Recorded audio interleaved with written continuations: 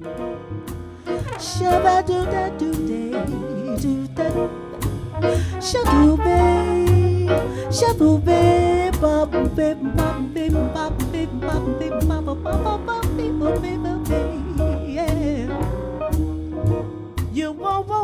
back out.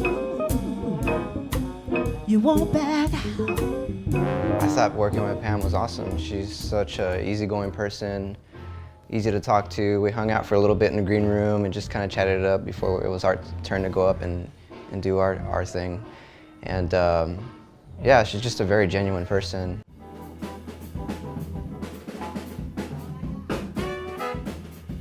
Pamela Hart is like family to me. We've been working together for a really long time, and I feel like her little brother because we just kind of have that relationship. And so it's great to be doing this, and I can't wait to work with her again. We got a lot of stuff coming up this month, and so we just really have a good time. It's like one big happy family. So. Pamela Hart, I met her probably 5-6 years ago. We played an event at the Cactus Cafe, one of the Views and Brews events. I believe it was on the music of Billie Holiday.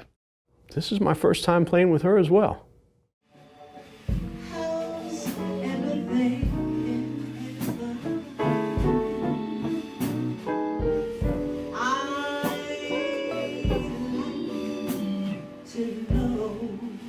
I had been hearing about Pam when I first came in town from Kansas City, because my main background is jazz, and I wanted to see, you know, who was who on the jazz scene, and everybody told me Pam Hart. Pam Hart, Pam Hart, Pam Hart. And then I met her husband. Somebody told me her husband was named Kevin, and I was like, is that your brother Kevin Hart, like the comedian? They was like, nah, fool, it ain't Kevin. So I've been knowing the Harts, I think about 2 years now. Yes. Yeah, I love them to death. They treat me like family, and yeah, phenomenal people, phenomenal couple. I just love their energy. I love them as their personality, as people, as they got a good couple, they got a good thing going on, they're doing great things for the community. I believe that I met Pam on a gig with Dr. James Polk, most likely Elephant Room. And, oh man, such a voice. Cool cat. And you look at her and you're like, okay, she's gonna sing. And you're like, oh, she can sing. And it's like, yes, thank you, breath of fresh air.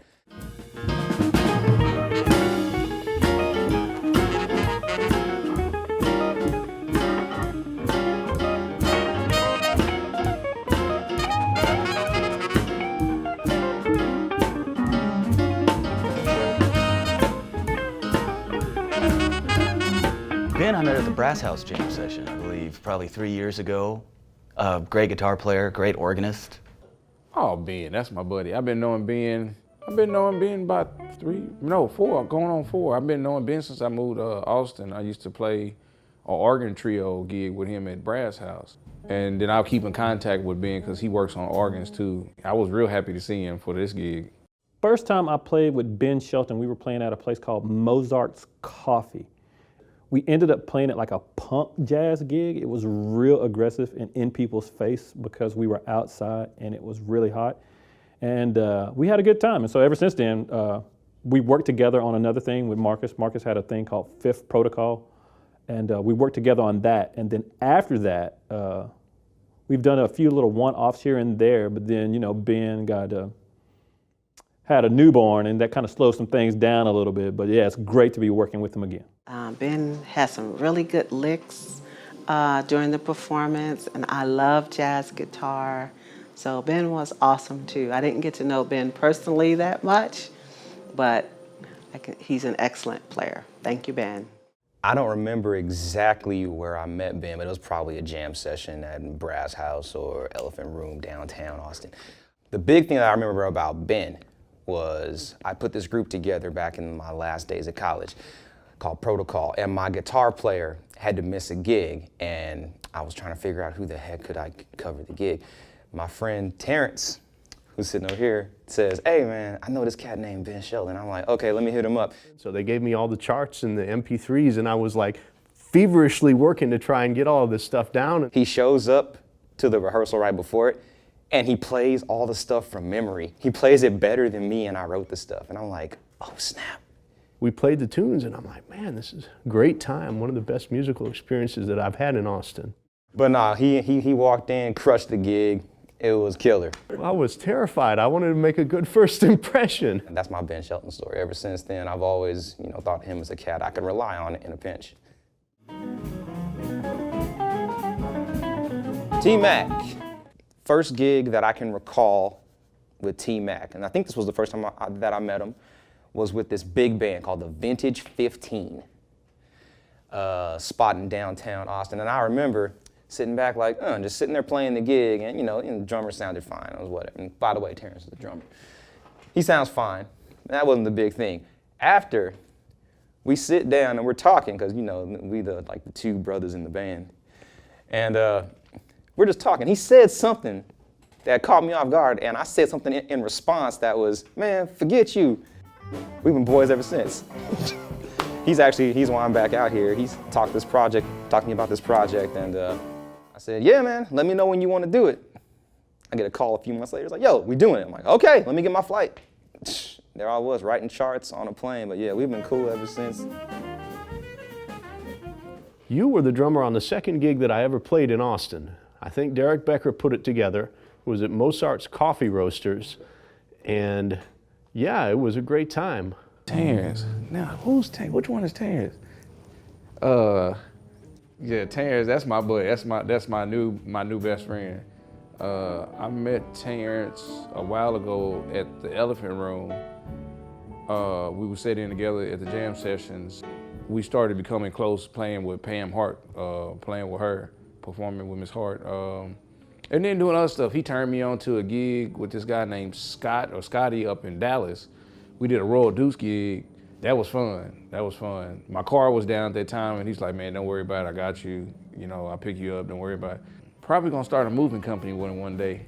We always getting called to move furniture and all that, and he helped me move, and then we helped somebody else move, and don't know who else we're gonna help move, but he's always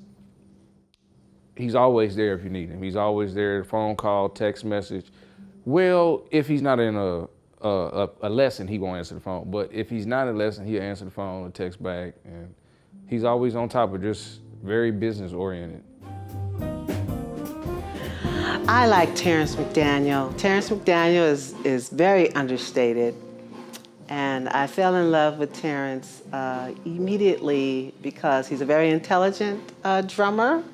And I get to know more and more of that the more I know him. He's one of those people who doesn't tell you all right away. So just like a marriage, you get to know people the longer you're together and different situations arise. So for every new situation, Terrance comes through. And ever since I met Terrance, he has been my preferred drummer because he works hard, he knows the music when he gets to the gig, and he is with me.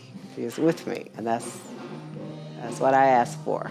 So I appreciate him, and I appreciate that he invited me to be on the Blacklist project. He could have chosen any other great singer, but I appreciate that he asked me.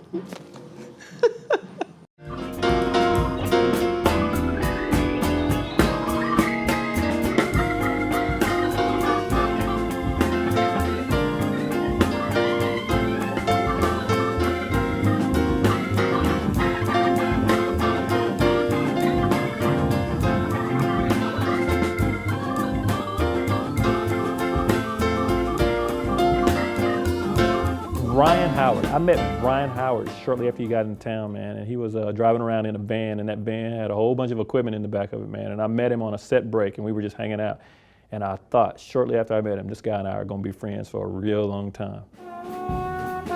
Ryan, I don't know as well. We played probably 2 or 3 times over the past 3 years, or since he moved down from KC. First time I played with Ryan Howard would have been at the Elephant Room. I heard him on piano, and I got his card.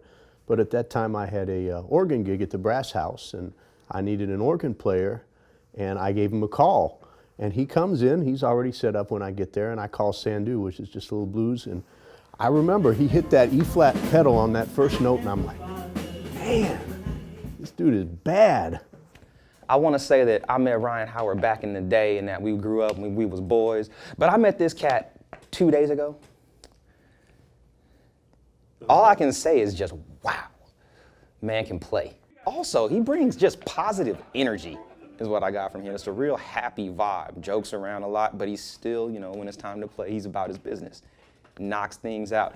And he plays some nasty stuff on keys too, man. Give me that happy feeling like I'm a little kid again, hearing like, I don't know, Kind of Blue for the first time or something. Ryan? Well, I have fallen in love with Ryan. You know, my family is not here, and so when I get to know people who are honest, who like me for who I am, whatever I am that day, I appreciate them. And I fell in love with Ryan right away because he's honest, he's humble, he plays much better than you would think because he doesn't, you know, he doesn't have an air of bragging or anything about himself. And he's a for real player. He plays from the heart.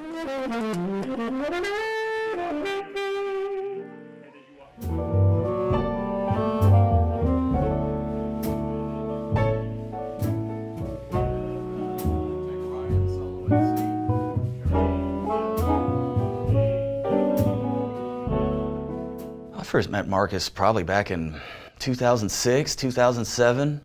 Something like that, when he was studying at UT. I had just graduated high school and just seen him around the local jam sessions. Marcus and I met at a big band session run by a guy named Joseph Serrato. Jojo had a big band called Jazz Inc., and Marcus was in the sax section for that gig. And again, at the end of that gig, he and I stood out in the parking lot and we just talked about music till like maybe 2, 3 in the morning. And it was one of those things where I was like, instantly, I knew that we would be friends for life. And because we could disagree pretty passionately about our views about music. I just met Marcus for the gig. Real cool brother. He real cool, very educated, polite, nice, just real cool, chill, laid back. Yeah, I like Marcus. I want to see him again. Well, I've worked with Marcus a couple of times, and I'm impressed with Marcus's confidence. Now, I called it cocky when I first met him because, you know, I have this thing about humility, and he was very confident at rehearsals. We had a Zilker Park thing, and he was very confident and played well. But I didn't know how good of a arranger and stuff he was until this gig. And I was just very impressed that he was committed. He came and worked with us. He did an excellent job, and he got me to work outside of the box, which was very impressive because I was insisting on having arrangements the way that I learned them, and who could have thunk that it could have been a better arrangement by Marcus. So especially When Did You Leave Heaven? I really like the fact that he left it churchy at the end, and it could have been a choir that came in there and sang that. That would have been awesome, the way he wrote it. So it really helped me with the song. Marcus and I go back, I think we met in 2006. He was a transfer student from California, and I immediately fell in love with his tone and his ideas when he improvised. And I walked up to him right after rehearsal and introduced myself because I really wanted to know who he was and a little bit more about him. I was hoping to, you know, create a friendship with him. And again, like, he's just another easygoing, very genuine person. So it was just really easy to continue to hang out with him and build a bond and a relationship with him. He's been a great friend, not only to me, but my fiance as well. And we have a really deep bond with him now, and you know, it's kind of nice to see how it's developed over the years, and now we finally have this group together. So it's been a blast knowing him.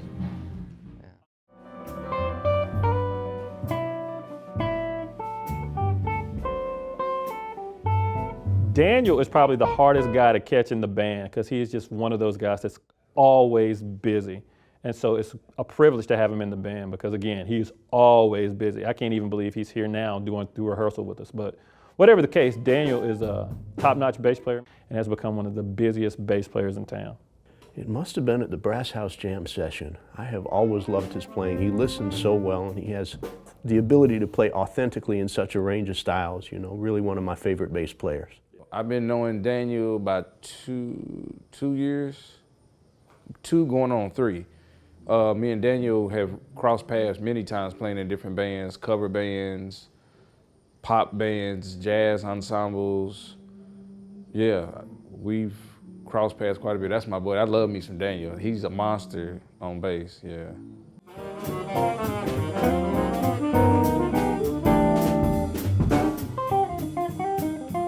Mr. Durham. I believe I met him back in my early college days out here in Austin. Pretty sure it was a jam session at the Elephant Room, one of the Monday night jams. He's one of those cats that I would just run into every now and then on random gigs, and I don't think it was ever one of us putting the gig together. We always get called together by some other force. But every time that I played with the cat, killing.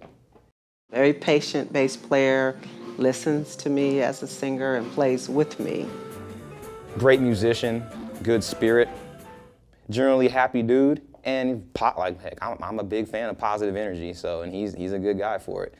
But yeah, man, awesome musician.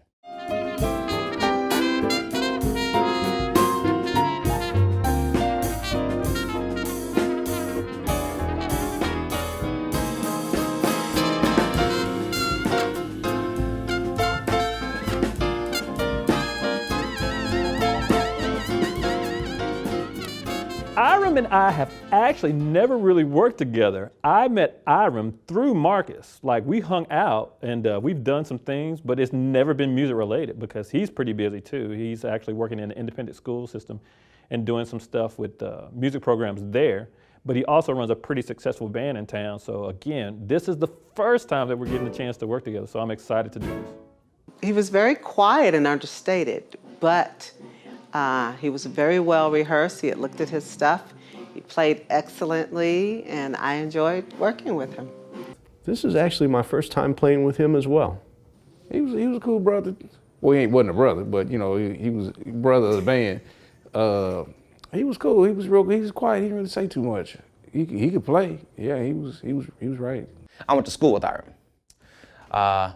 We met my first day of classes in Austin.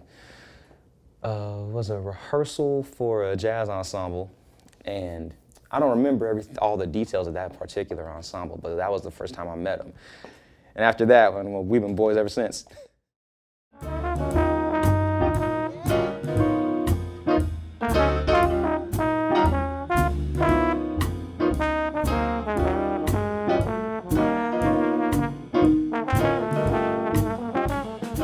Andre Hayward, the living legend, and every time I come up against something that I'm not quite sure what to do, I kind of get in touch with Dre, and he kind of helps me out because he's done it all, man. From Lincoln Center to Clayton Hamilton to the SF Jazz Collective to working at UT to working at UNT. He has literally done it all. So again, anytime I have a roadblock or a question or anything that I just can't quite figure out, Dre is my first call. Andre, met him when he just about when he came to town. Great trombone player, obviously. Played together off and on at the Elephant with Ephraim Owens, with Elias Haslanger. I played with him before at the Elephant Room jam session. He did one of those things where you play rhythm section or rhythm changes in all keys, and I ended up in like G flat or something. Andre, that's my dude. I met Andre at Elephant Room, and also I met him again playing in a cover band with Hot Sauce. I was the musical director for Hot Sauce for a nice little period of time, and they would use Andre on trombone. But on the side, me and Andre would do a lot of jazz gigs together and stuff, so. I love Andre, and I don't work with Andre enough. We've worked together on some women in jazz projects like Cafe Society, and also he's done some house concerts with me at my house. And what I love about Andre is he never forgets me. He sends me a note every once in a while and says, remember, I'm here, let's play together. So no matter, even though he's a wonderful, world-renowned player, he remembers me, so I love Andre. Yeah, so I've heard a lot about him. I honestly never got to hear him play until the gig, other than like the videos, you know, that are up on him like through SF Jazz Collective and stuff like that. My former band director, my former high school band director told me about him and said that he was living in the Austin area and that I should check him out, and that was like a year ago. But yeah, I've just been like so busy with work and my own projects that, you know, it's just getting out to the jazz clubs and checking them out. It's been kind of rough or kind of tough. So yeah, just like sharing the bandstand with that guy and just kind of having that in my head the whole time, just like, man, I'm standing next to this guy and I'm about to play this gig. Like, what is this about? What's going on? So yeah, that was kind of a mind blower. Yeah. I think I actually met Dre I met him first at the Elephant Jam. Then I ran into him on UT's campus because he was coming in to do some teaching for us. That boy can play. There's some nasty trombone players that are chilling in Austin, but Andre is just phenomenal. I mean, the cat was Lincoln Center. I mean, I think he's currently touring with like the Ellington band, and I think he just got off a thing with the Lincoln Center. But I was fortunate enough to play with his quintet for a little while, shortly before I actually left Austin back in 2015. Good times, happy dude. It's funny, amazing player, super humble.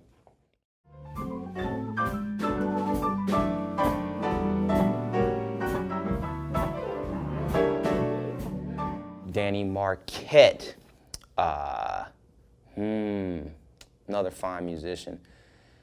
I met Danny at this place called the Nutty Brown. He was playing with a group called Java Jazz, and they were just playing they played some jazz, then they played some R&B, and they played some groovy, some funk stuff, and they were playing like standards like, like they seemed like they were comfortable playing some James Brown, and then they'll go play some bebop, some Parker Heads, and they'd be perfectly fine. Real versatile group of cats, and Danny was up there just crushing keyboards, and I'm like, hey man, this cat sounds pretty good. I was like, all right, cool, like, you can play. That's how I met Danny. Danny, that's my buddy. That's my new brother. He likes to work in a team-oriented environment. He's all about team spirit. He's just cool. He's just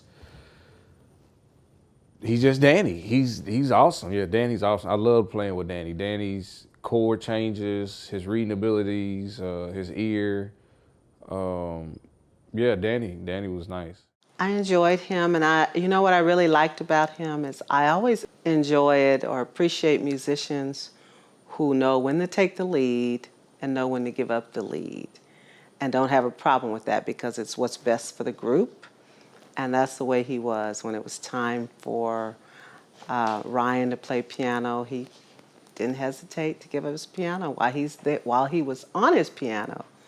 He went to work, played awesome. And then when it was time to do the change up, easy breezy. I like working with easy breezy people. So yeah, hearing him play, that was a treat. Just killing on that, what was that, the one slow blues tune. That was pretty cool. I can't remember the name of it. Yeah, there you go. Bite the Bark, yeah.